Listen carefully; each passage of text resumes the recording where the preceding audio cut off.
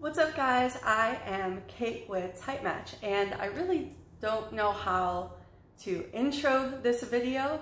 I've always had trouble in my life with intros and conclusions in speaking and writing, so I don't understand the whole point of I'm going to tell you what I'm going to tell you, then I'm going to tell you, then I'm going to tell you what I told you. Like, I'm just going to tell you, okay? Like, it doesn't make any sense. So I was driving home after the gym, and I really need to get something so I can like record in my car, because I have always the best thoughts and think more clearly after physical exertion. And then I get home and I'm like, I'm gonna make this video, and then I eat and I chill for a second and I'm like, meh, the energy's kind of gone from that. So I'm gonna do my best to try to articulate to you what I was thinking about, and I have my notes here. So something I'm noticing in the MBTI community is this misperception of types, some types being deep and others being shallow. And I think this is a misperception. I really don't know where this came from, other than that, like, some types, like, their descriptions characterize them as deep, and then somebody did the incorrect logic to think like, well, if they're deep, then this over here must be shallow, because nowhere does it say that any type is shallow. Or maybe it's just coming from your own personal experience or misunderstanding of people or mistyping people. But no leader in the community is out there saying, so they're a shallow type. So you need to get that out of your head, and I'm going to help do that, okay? Because it's really totally illogical to think that a certain type is deeper than any other type. A certain individual can be deep, but not an entire type as more deep than another entire type. You know, people are extremely variable, but it's also looking at like, what is depth really? So it doesn't make sense to think that we can have depth of feeling, depth of thought, depth of intuition, but we can't have depth of sensing.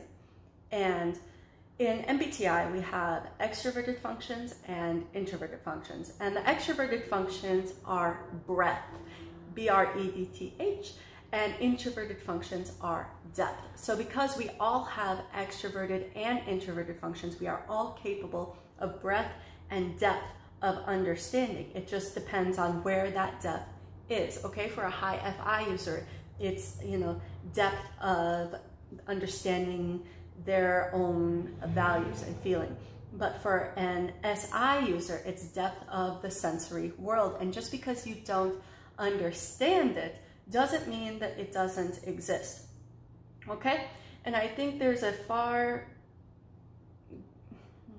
there is a great simplification of sensing in the MBTI community, and I think that shows a lack of understanding of what SE and SI actually are, because when we oversimplify something, it is just an indication that we don't actually understand it. We don't understand the complexities of it, because what's really simple? Nothing is simple, okay?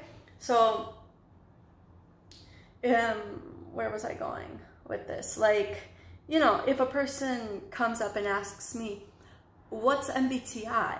It's like, oh my gosh, how many hours do you have for me to try to explain this to you? And it will be very maddening to me if I hear somebody else say, oh, MBTI is just like there are 16 personalities and you're just 4 letters.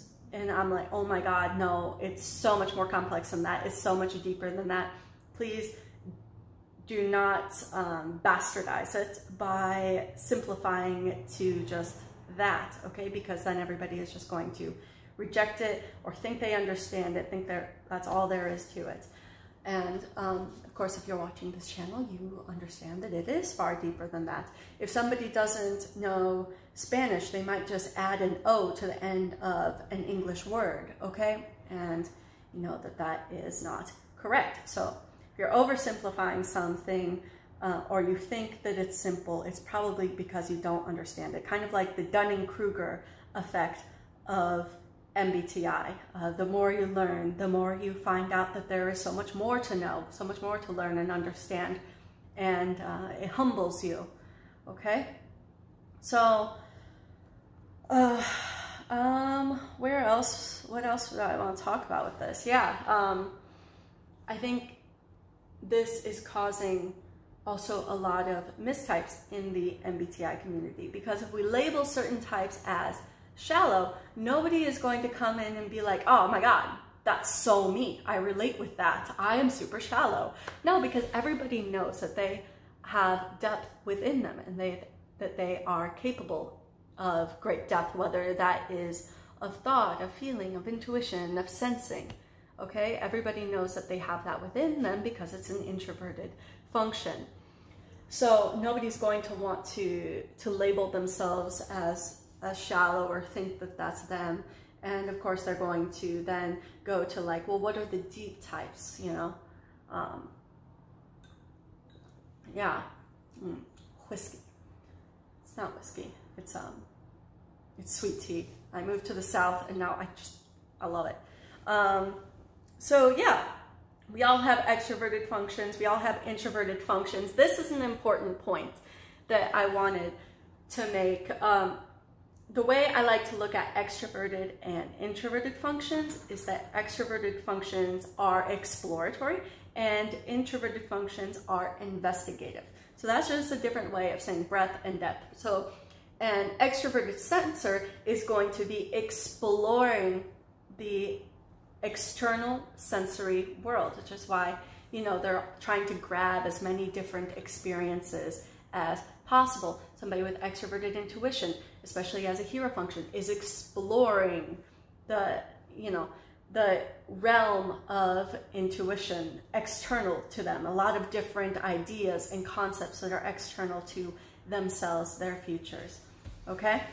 Whereas introverted functions like SI, it really is, you know, introverted functions are narrowing down and going very deep on one thing. So not the entire like external world around them, but like one particular thing, and really looking at the details of that thing. And to them, that holds great depth, that holds meaning for them, okay? So you can't just be like, oh, SI is just tradition.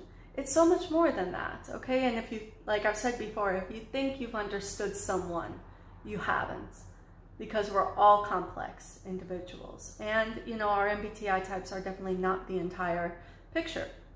So, yeah, that's what I had to say about that. You guys should check out the Type Match dating app, and I'll link that below. But I really wish that these types of videos got more views or were more popular, because I could make more clickbaity videos, but I really get bored with those, and they lack depth. So I prefer to talk about these things which I think are necessary within the MBTI community. So please support this channel by leaving a like and subscribing.